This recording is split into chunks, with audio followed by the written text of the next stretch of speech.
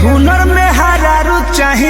अरे रोहितन दुल्हा के दिए बाबा की छाती ढोल सहेली के ओहिसन दुल्हा हो भोला बाबा खोला के बहारी आइलो हम तोरा देखो दुआहारी।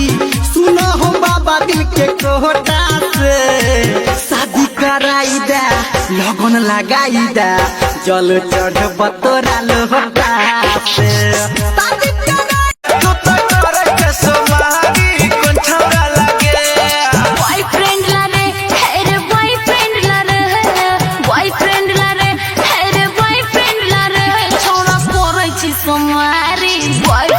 भगवान की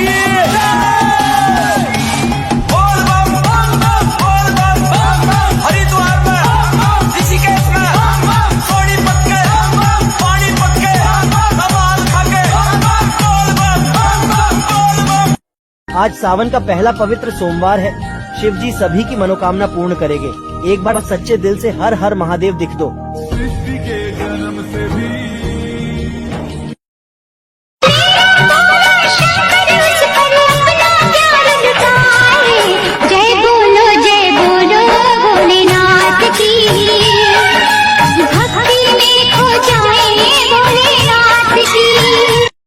नंदी महाराज जी बोलो न महादेव जी को कि मेरे भी कष्ट दूर कर दे।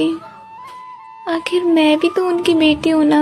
करुणा करो कष्ट हरो ज्ञान दो भगवन भव में फंसी नाव। सुनो हो बाबा दिल के कोहटा से शादी कराई दे लगन लगाई दे जल चढ़ब तोरा लोटा से।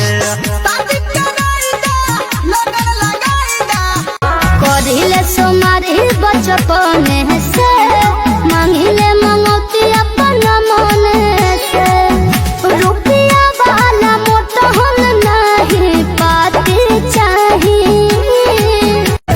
वो मेरा भोला है भंडारी करे नंदी की सवारी शंभुनाथ रे वो शंकर नाथ रे वगैरह भांग रगड़ के भोला हमारा दिल बाटे खोता लेखा एमे बसेली जान हमर तोता लेखा।